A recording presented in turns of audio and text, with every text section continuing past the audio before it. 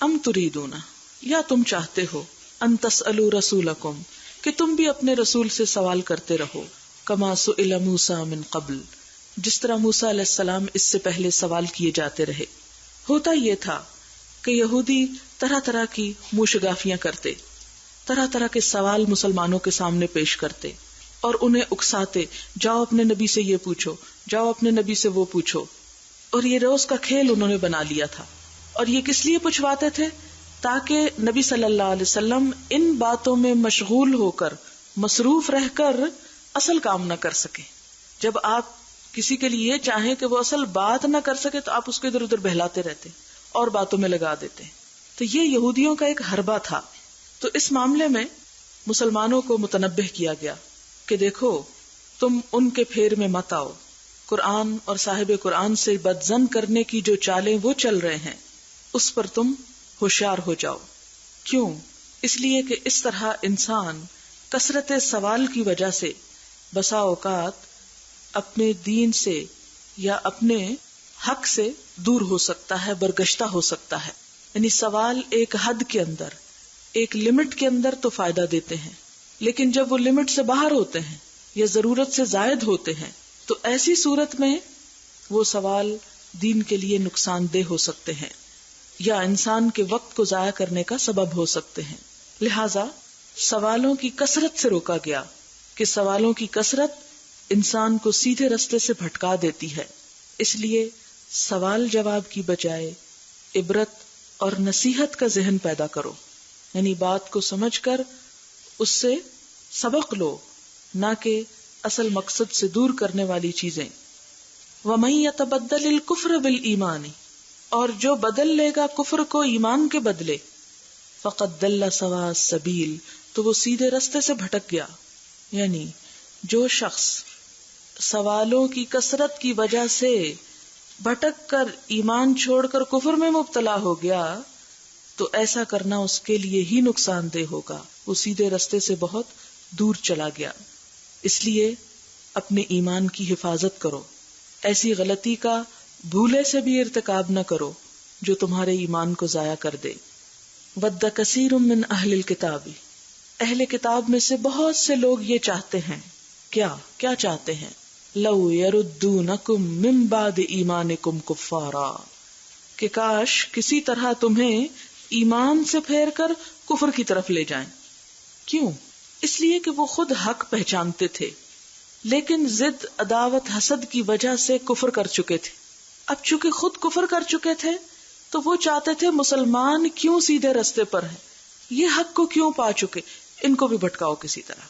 جسے وہ ایک مشہور محاورہ، نہ کھیلیں گے نہ کھیلنے دیں گے، یعنی ہمیں نہیں حق ملا یا ہم نے حق کو قبول نہیں کیا تو ہم کسی دوسرے کو بھی قبول نہیں کرنے دیں گے۔ وَدَّ كَثِيرٌ مِّنْ أَهْلِ الْكِتَابِ لَوْ يَرُدُّونَكُمْ مِّن بَعْدِ إِيمَانِكُمْ كُفَّارًا، اور دیکھیں کہ آج بھی یہی ہو رہا ہے، یہی کوشش ہو رہی ہے کہ کسی طرح مسلمانوں کو مسلمان نہ رہنے دیا جائے۔ بہت عرصہ پہلے جب میں پی ایچ ڈی کر رہی تھی تو میں نے ایک کتاب پڑھی، عربی میں تھی وہ کتاب۔ اس میں ایک پادری کا قول تھا، ایک پریسٹ کا۔ کسی نے ان سے پوچھا، اس پادری سے، کہ آپ جو مسلمانوں کو کرسچن بنانے کے لیے اتنی بھاگ دوڑ کرتے ہیں، اتنے فنڈز خرچ کرتے ہیں، اتنا کچھ لگاتے ہیں، ان کے ملکوں میں اسکول کھولتے ہیں، ہاسپٹلز بناتے ہیں، لیکن اس ساری ایفرٹ کے باوجود کنورشن اتنی نہیں ہوتی، یعنی بہت کم ایسا ہوتا ہے کہ مسلمان عیسائی ہو جائیں، تو پھر آپ کی یہ ساری کوششیں تو بیکار ہو گئیں۔ تو اس نے جواب دیا کہ ہم ان کو یہ سب کچھ اس لیے دیتے ہیں کہ وہ مسلمان نہ رہیں، ہم یہ بھی نہیں چاہتے کہ وہ عیسائی ہوں، کیونکہ عیسائی بننا بھی ایک بڑی فضیلت کی بات ہے، اور ہم مسلمانوں کے لیے یہ فضیلت نہیں چاہتے، ہم چاہتے ہیں کہ وہ مسلمان نہ رہیں۔ اور یہ ایک بہت بڑی حقیقت ہے کہ ایسے اسکولوں سے، ایسی جگہوں سے آنے والے مسلمان اسلام سے نفرت کرتے ہیں اور ان کی اس انسان دوستی، ہمدردی اور خدمت کی وجہ سے ان سے محبت کرتے ہیں۔ اب کہیں بھی جا کے دیکھ لیں کہ جو لوگ بھی ان سے کسی قسم کی علمی یا طبی خدمت لے چکے ہوں، کروا چکے ہوں، پھر وہ انہی کے گرویدہ ہوتے ہیں، انہیں مسلمانوں اور اسلام دونوں سے عداوت ہو جاتی۔ مسلمانوں سے ہو تو کوئی بات نہیں کہ مسلمان ڈیزرو کرتے ہیں اپنے اعمال کی وجہ سے، لیکن نقصان یہ ہوتا ہے کہ اس کے ساتھ ہی اسلام بھی زد میں آ جاتا ہے اور اسلام کے حقائق حقیر معلوم ہونے لگتے ہیں. تو یہ اہل کتاب کے ایک حربے یا ایک سازش سے آگاہ کیا جا رہا ہے کہ ان میں سے بہت سے یہ چاہتے ہیں کہ تمہیں تمہارے ایمان کے بعد پھیر دیں، کافر بنا دیں، یعنی مسلمان نہ رہنے دیں. کیوں کرتے ہیں ایسا؟ حسدا من عند انفسہم، اپنے نفسوں کے حسد کی وجہ سے.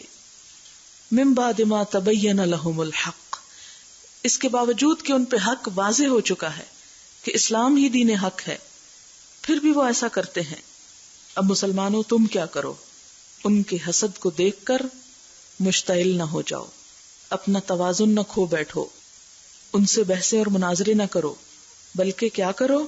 فعفو، معاف کر دو، وصفہو، جانے دو، درگزر کرو، پوری طرح اگنور کر دو اس سارے عمل کو. حتی یأتی اللہ بامرہ، یہاں تک کہ اللہ اپنا فیصلہ لے آئے، اپنا حکم لے آئے. ان اللہ علی کل شیء قدیر، بے شک اللہ تعالیٰ ہر چیز پر قدرت رکھتا ہے. فیصلہ کس چیز کا؟ اسلام کی قوت کا، اسلام کے غلبے کا. اس آیت میں ہم سب کے لیے ایک بہت بڑا سبق ہے. آج مسلمانوں کی اکثریت صرف الجھنے کا شکار ہے یا الجھنے کا کام کر رہی. ہر جگہ مسلمان لیڈرز اپنے فالوورز کو یا اپنے لوگوں کو یہی بتاتے جا رہے ہیں کہ یہ دیکھو یہود نے تمہارے خلاف یہ سازشیں کی، یہ دیکھو عیسائی تمہارے خلاف یہ کام کر رہے ہیں، میڈیا پہ تمہارے خلاف یہ پروپیگنڈا ہو رہا ہے، فلاں بھی دشمن ہے، فلاں بھی دشمن ہے، فلاں بھی دشمن ہے. اور سارا زور صرف ان سازشوں کو بے نقاب کرنے پر صرف کیا جا رہا ہے، لیکن رہنمائی نہیں دی جا رہی کہ پھر کرنا کیا چاہیے. وہ تو اگر کر رہے ہیں، یعنی دو باتوں میں سے ایک کا احتمال ہے کہ واقعی وہ ایسا کر رہے ہیں، یا یہ کہ ان میں سے چند ایک کر رہے ہیں اور باقی اس چند ایک کے پیچھے لگے ہوئے ہیں. اب آپ دیکھیں کہ وہ اگر کر رہے ہیں تو وہ اپنی کوششیں کر رہے ہیں، جواب میں آپ کو کیا کرنا چاہیے؟ ان سے لڑائی جھگڑا، ان کے طیاروں کو بم سے اڑائیں، یا ان کے سفارت خانے بم دھماکے کریں وہاں پر، یا تشدد اور دہشت گردی کریں؟ نہیں، یہ اس کا حل نہیں. اگر تم روشنی کرو گے اندھیرے خود بخود مٹ جائیں گے. جیسے کہ ایک آیت میں آتا ہے نا کہ اگر تم تقویٰ کرو گے تو ان کی چالیں تمہیں کچھ بھی نقصان نہیں دے سکتی. ان کی چالیں تو بیت العنکبوت ہیں، ان کی سازشیں تو مکڑی کا جالا ہیں جو دیکھنے میں بڑا ہی زبردست بنا ہوا ہوتا ہے کہ انسان بھی ایسا تھریڈ نہیں بنا سکتا. یعنی اتنا زبردست تار ہوتا ہے مکڑی کا کہ ابھی تک کوئی انسانی مشین ایسا تار تیار نہیں کر سکی. اتنا زبردست نیٹ ہوتا ہے. آپ نے دیکھا ہوگا بعض اوقات اس نیٹ کی بھونڈی سی تصویریں بنی ہوتی ہیں، لیکن اگر اس کو آپ مائکروسکوپک لیول پر دیکھیں تو آپ حیران ہو جائیں کہ اتنی چھوٹی سی چیز اتنا زبردست کام کرتی. تو اللہ تعالیٰ نے ان کی سازشوں اور چالوں کو تو اس نیٹ سے تشبیہ دی، اس نیٹ ورک سے. تو تم مسلمانوں اگر تمہارے اندر ایمان ہے، تقویٰ ہے، تم حق پر ہو، باعمل ہو، تو مشتعل ہونے کی ضرورت ہی نہیں. اشتعال پیدا ہونا تو ایک لازمی امر ہے جب آپ کو پتا چلے کہ کوئی آپ کے ساتھ دھوکہ کر رہا ہے، فریب کر رہا ہے. لیکن پھر بھی کیا کرو؟ صبر. رد عمل کی نفسیات کے تحت منفی کاروائیاں مت کرو. اس کے برعکس کیا کرو؟ وَأَقِيمُوا الصَّلَاةَ، نماز قائم کرو. پیچھے کیا حکم دیا گیا تھا؟ وَاسْتَعِينُوا بِالصَّبْرِ وَالصَّلَاةِ. یہاں صبر کا نہیں صرف نماز کا ذکر ہے، لیکن نماز دراصل کیا ہے؟ صبر ہی کا تو ایک موقع ہے. نماز میں آپ صبر کرتے ہیں، کسی سے بات نہیں کرتے، روتے دھوتے نہیں، چیختے چلاتے نہیں، کچھ نہیں کرتے، ہر چیز کو کنٹرول کرتے نا، اپنی بھوک، اپنی پیاس، اپنی بول چال، اپنے نیند، ہر چیز چھوڑ دیتے ہیں اس میں. تو یہ صبر کا ایک نمونہ ہوتا ہے نماز. تو وَأَقِيمُوا الصَّلَاةَ، نماز قائم کرو، یعنی اللہ کے آگے جھکو. دوسری بات، نماز قرب کا ذریعہ ہے. وَاسْجُدْ وَاقْتَرِب، اللہ کو مضبوطی سے پکڑ لو. وَاعْتَصِمُوا بِحَبْلِ اللَّهِ جَمِيعًا، سب مل کر اللہ کی رسی پکڑ لو. جب اللہ کی رسی یعنی قرآن، اللہ کی کتاب پکڑو گے تو ساری مشکلات کا حل مل جائے گا اور سارے مسئلے حل ہو جائیں گے. لیکن اگر اس کے برعکس تم صرف ان کی چالوں کو نمایاں کرتے رہے، ڈسکلوز کرتے رہے، اس پہ بحثیں کرتے رہے، اس پہ الجھتے رہے، جلتے رہے، کڑتے رہے اور کرنے کا کام کچھ نہ کیا، تو کبھی بھی مسئلہ حل نہیں ہوگا. ہمارے اس موجودہ دور میں سب سے بڑا المیہ یہی ہوا کہ ہم نے ان تمام منفی پروپیگنڈوں کا جواب اشتعال انگیزی سے دیا. تم ہمارے بارے میں یہ کہتے ہو، ہم تمہارے ساتھ ایسی اور ویسی کر دیں گے. اور اس کا نتیجہ کیا ہوا؟ ہم مادی طور پر بھی کمزور تھے، علمی طور پر بھی کمزور تھے. یہی وجہ ہے کہ ہر دوسرے دن ہمارے ممالک میں امریکہ کے بم گرتے ہیں اور بات بے بات پر انتقام لیا جاتا ہے. یہ ہمیں اسی وجہ سے کہا گیا کہ فاعفو واصفحوا. ہاں اگر وہ زیادتی ہو بھی تو جب تک تیاری مکمل نہیں میدان جنگ میں مت کودو. ابتدائی دور میں 13 سال مسلمانوں کو کس طرح گزارنے کا حکم دیا گیا، کتنی زیادتیاں ہو رہی تھی، مارا جا رہا تھا، پیٹا جا رہا تھا، سب کچھ کیا جا رہا تھا، لیکن اس کے باوجود کیا کہا گیا؟ ابھی صبر کرو. جنگ کی اجازت مانگی گئی، نہیں دی گئی، ابھی ہاتھ روک کے رکھو، صرف نماز پڑھو، صدقہ خیرات کرو. لیکن جب مکمل حتی یأتی اللہ بامرہ، جب اللہ کا حکم آ جائے، اسلام کو قوت مل جائے، غلبہ نصیب ہو جائے، تو پھر توڑو شر اور فساد کے ہاتھ کو. لیکن اس سے پہلے نہیں. وَأَقِیمُوا الصَّلَاةَ وَآتُوا الزَّکَاةَ، اور زکوٰۃ ادا کرو. نماز اللہ سے جوڑتی ہے بندے کو اور زکوٰۃ انسانوں سے جوڑتی ہے. زکوٰۃ کیا ہے؟ دوسرے مسلمان بھائیوں کو اپنے مال میں شریک کرنا، باہمی خیرخواہی، اتحاد اور محبت کی فضا. لہذا وَمَا تُقَدِّمُوا لِأَنفُسِكُم مِّن خَيْرٍ، اور جو بھی تم آگے بھیجو گے اپنے نفسوں کے لیے کوئی بھی نیکی، کوئی بھی بھلائی، تجدوہ عند اللہ، اسے پالو گے اللہ کے پاس. یعنی اگر آج تم کسی زیادتی کے جواب میں بھی احسان اور بھلائی کا روش اختیار کرو گے تو اللہ کے ہاں تو تمہارا اجر ضائع نہیں ہوگا. عموماً دنیا میں ہم کیا سمجھتے ہیں، اگر ہم نے کسی کو معاف کر دیا تو ہمیں کیا ملا، اس لیے ہم دوسرے کے نیچے لگ جائیں. میں اسے بتانا چاہتا ہوں، ناک چنے چبوانا چاہتا ہوں کہ میں کیا ہوں، میری طاقت کتنی ہے. نہیں، معاف کرنا بڑا ہی مشکل کام ہے، لیکن اس کا نتیجہ بہت اچھا ہے، اس کا فائدہ بہت زیادہ ہے.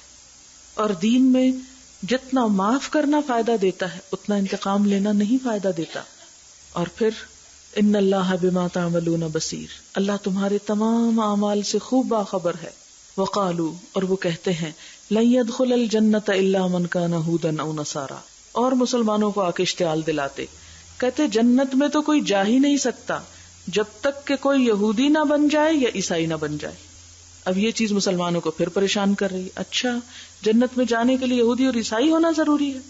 اس کا جواب دیا گیا، تلک امانیہم، یہ ان کی بے بنیاد آرزویں ہیں، ان کی بے بنیاد تمنائیں ہیں، ان کی جھوٹی توقعات. قل ہاتوا برہانکم، ان سے اب کہو ذرا، لاؤ کوئی ریفرنس، لاؤ کوئی دلیل، ان کنتم صادقین، اگر تم سچے ہو. اگر تم سچے ہو اس بات میں، اس قول میں کہ جنت میں صرف یہود و نصارہ ہی جائیں گے، تو پھر اس کی کوئی دلیل کسی کتاب میں لکھی ہوئی ہونی چاہیے، تورات یا انجیل میں. تو حقیقت یہ ہے کہ جنت کا فیصلہ عمل کی بنیاد پر ہوگا، نہ کہ کسی گروہ سے وابستہ ہونے کی بنیاد پر. کسی خاص گروہ سے ہونا جنت میں جانے کے لیے کافی نہیں کہ آپ ایک خاص بس پہ بیٹھ گئے تو آپ منزل پہ پہنچ ہی جائیں گے. نہیں، اس کے لیے عمل ضروری ہے. بلا، کیوں نہیں، من اسلم وجہہ للہ، جس نے سپرد کر دیا اپنا چہرہ، اپنی رضامندی، اپنی خواہشات اللہ کے لیے، یعنی محض اللہ کے لیے اپنا سب کچھ کر دیا.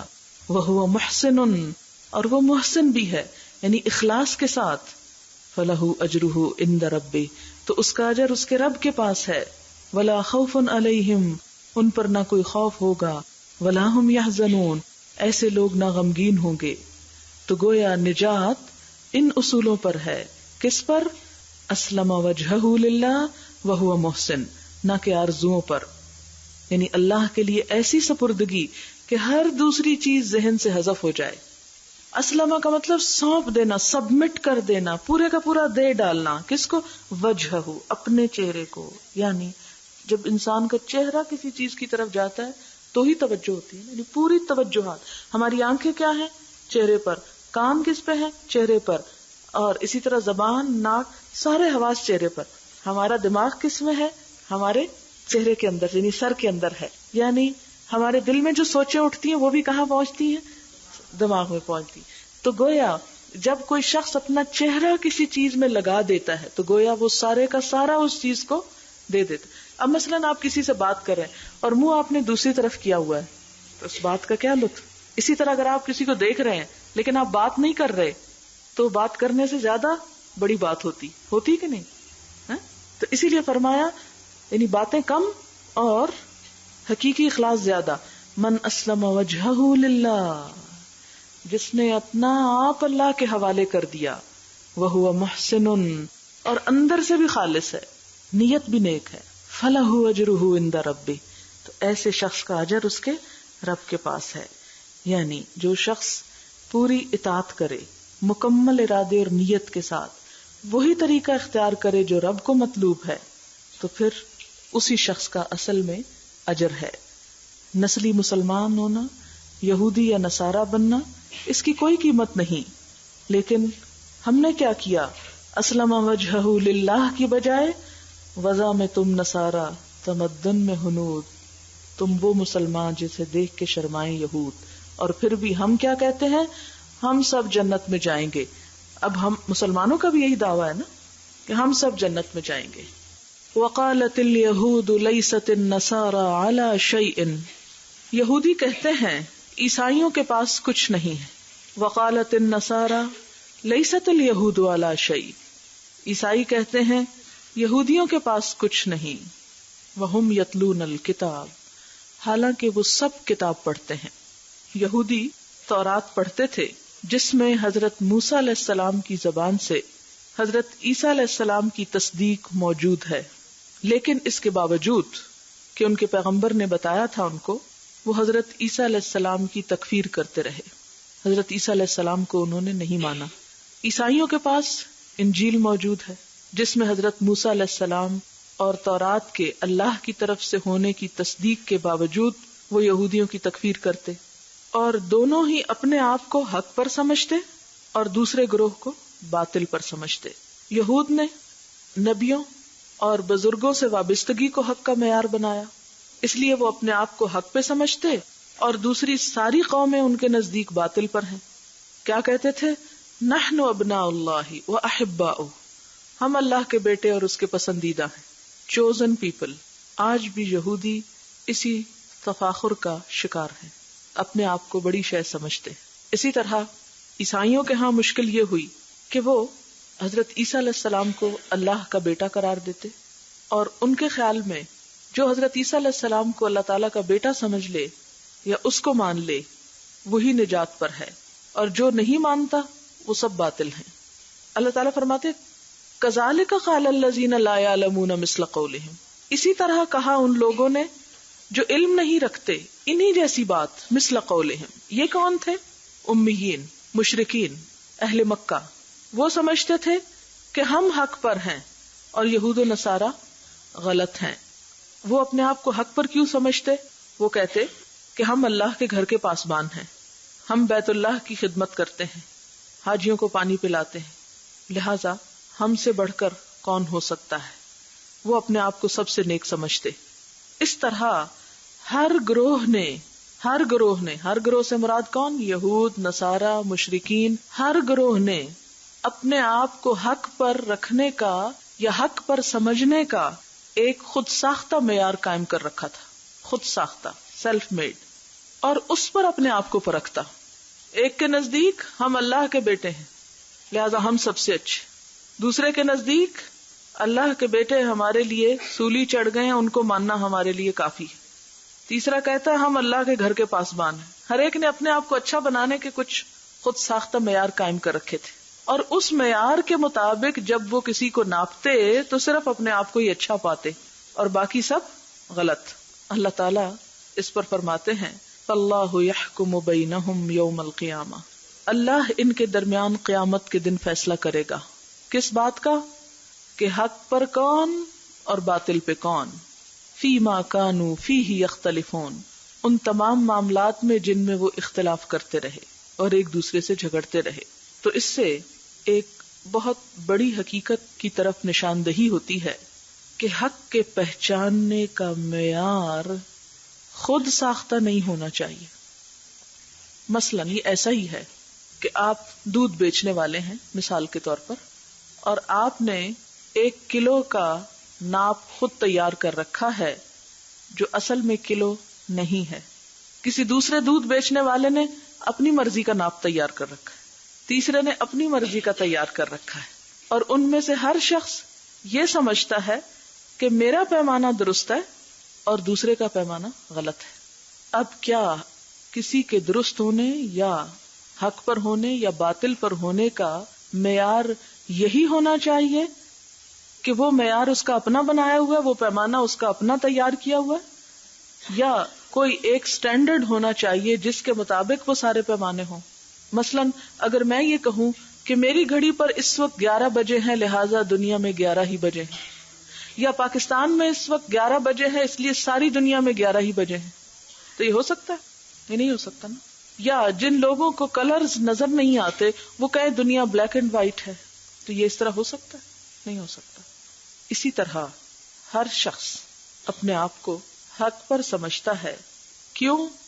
کہ اس نے حق اور باطل، اچھے اور برے کا خود ایک پیمانہ جو تیار کر رکھا ہے اس میں اپنے آپ کو ناپتا اور تولتا ہے.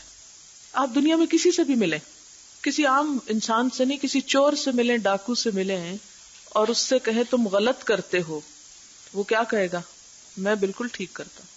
وہ ایک مشہور کہانی ہے شاید رابن ہوڈ یا کس کی، کہ جس میں وہ لوگوں کے مال اس لیے لوٹتا تھا تاکہ غریبوں کو دے سکے، اور اس نے اپنے آپ کو جسٹیفائی کیا ہوا تھا کہ چونکہ امیروں نے غریبوں کا حق مار رکھا ہے لہٰذا میں ان سے حق چھین کر غریبوں کو واپس دے رہا ہوں. تو اپنے اس کام کو وہ ایک بہت اعلیٰ درجے کا کام قرار دیتا تھا کہ میں نیکی کر رہا ہوں. حالانکہ یہ نیکی کا طریقہ نہیں ہے کہ آپ زبردستی کسی سے لوٹ مار کر کے، چوری چکاری کر کے آپ دوسرے کو دیں. یا اسی طرح کوئی شخص یہ کہے کہ میں انٹرسٹ اس لیے لیتا ہوں تاکہ غریبوں کی مدد کر سکوں، تو یہ انٹرسٹ لینے کا کوئی جواز نہیں ہے. حرام مال سے کوئی صدقہ خیرات قبول نہیں ہوتا. یا اسی طرح کوئی شخص اس لیے شراب پیے کہ شراب پی کر میں نماز میں تھکتا نہیں ہوں، تو اس کے اپنے خود ساختہ معیار یا دلیل سے شراب حلال نہیں ہو جائے گی. ہم انسانوں کی ایک بہت بڑی کمزوری ہے کہ ہمیں اپنی شکل نظر نہیں آتی اور اپنے اوپر لگا ہوا عیب بھی دکھائی نہیں دیتا.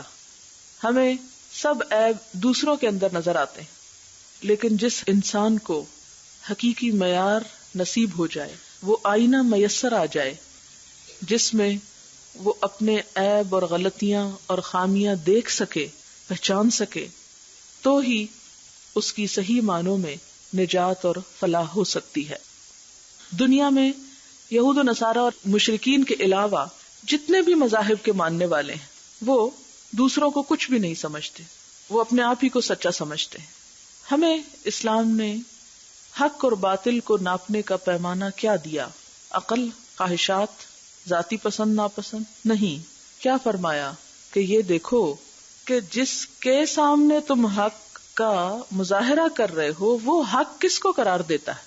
یعنی ہم سمجھتے ہیں کہ ہم سچے ہیں، ہمیں اپنی سچائی کس کے لیے ثابت کرنی ہے؟ اللہ تعالیٰ کے لیے. تو ہمیں یہ تو نہیں دیکھنا صرف کہ ہم اپنے آپ کو سچا سمجھ رہے ہیں، بلکہ یہ بھی دیکھنا ہے کہ اللہ تعالیٰ بھی آپ کو سچا سمجھتے ہیں. جس کے لیے آپ سچے ہو رہے ہیں کیا وہ بھی آپ کو سچا قرار دے رہا ہے؟ مثلاً ایک شخص ایک عدالت میں اپنے آپ کو سچا ثابت کر رہا ہے تو کیا اس کا یہ کہنا کافی ہے کہ میں بالکل صحیح ہوں، میں صحیح ہوں کیونکہ میں اپنے آپ کو صحیح کہہ رہا ہوں؟ نہیں، اس کے لیے اس عدالت کا مطمئن ہونا بھی ضروری ہے. اسی طرح ہمیں کبھی بھی کوئی نیک کام یا کوئی بھی اچھی بات کرتے وقت صرف یہ نہیں سوچنا کہ یہ چونکہ مجھے اچھی لگتی ہے یا میرے خیال میں یہ درست ہے یا میرے نزدیک یہ حق ہے یا میرے آباء و اجداد اس کو حق سمجھتے تھے تو وہ حق ہے. ہمیں یہ دیکھنا ہے کہ اللہ اور اس کے رسول صلی اللہ علیہ وسلم نے اس کو کیا درجہ اور کیا مقام دیا ہے، ان کے نزدیک بھی وہ حق ہے یا نہیں. ابھی جیسے بات ہو رہی تھی کہ ہم نے سنا ہے کہ عورت جماعت نہیں کرا سکتی، تو اس کی کوئی دلیل ہونی چاہیے. کیا صرف لوگوں کے کہنے پر آپ ایک بات مان لیں گے کہ لوگ یوں کہتے ہیں، ہم تو آج تک یہی سنتے رہے، ہم نے تو یہ بات بالکل ہی نہیں سنی ہے، یہ تو ہو ہی نہیں سکتا؟ نہیں. آپ کے پاس کیا معیار ہے کسی چیز کے ہونے یا نہ ہونے کا، کسی چیز کے حق یا باطل کا؟ قرآن پاک میں ہمیں کیا بتایا گیا؟ فَإِن تَنَازَعْتُمْ فِي شَيْءٍ فَرُدُّوهُ إِلَى اللَّهِ وَالرَّسُولِ. اگر تمہارا کسی معاملے میں تنازع ہو جائے تو کہاں لے جاؤ اس کو؟ زید کے پاس، بکر کے پاس؟ نہیں، اللہ اور اس کے رسول کے پاس. ان سے پوچھو کہ درست کیا ہے، صحیح کیا ہے اور غلط کیا ہے. جس چیز کو وہ درست قرار دیں اسے درست سمجھو، جسے وہ غلط قرار دیں خواہ وہ تمہاری مرضی کے خلاف جاتا اسے کو یہ غلط ہے. یہود و نصارہ کی یہ بہت بڑی خامی تھی کہ وہ اپنے آپ کو صحیح سمجھتے تھے، باقی سب کو غلط سمجھتے تھے. آج ہم یہ دیکھتے ہیں کہ مسلمانوں کے اندر بھی اسی قسم کا ایک فخر پیدا ہو گیا ہے کہ چونکہ ہم محمد صلی اللہ علیہ وسلم کو مانتے ہیں، چونکہ ہم اس کتاب کو مانتے ہیں، چونکہ ہم امت مسلمہ میں سے ہیں، چونکہ ہم ایک خاص گروہ سے تعلق رکھتے ہیں، ایک خاص گروہ سے تعلق رکھتے ہیں، خواہ اس میں سے ایک بات پر عمل نہ کرنے والے، اس لیے ہم تو جنت میں لازمی جائیں گے اور باقی سب کافر ہیں وہ تو جہنم میں جائیں گے. ہم مسلمان ہیں، ہم لازمی جنت میں پہنچیں گے.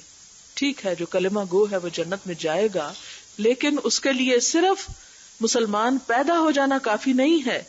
مسلمانوں والے اللہ اور اس کی رسول کی مرضی کے مطابق کام کرنا بھی ضروری ہے. آج آپ دیکھیں ہم مسلمانوں کے اندر کتنے فرقے، کتنے گروہ، کتنی جماعتیں اور کتنی چیزیں پیدا ہو گئی، اور ان میں سے ہر گروہ یہ سمجھتا ہے بس وہ حق پر ہے، باقی سب غلط کر رہے ہیں. جتنے بھی یہ نام آپ کو ملتے ہیں، یہ نام تو صرف پہچان کے لیے تھے.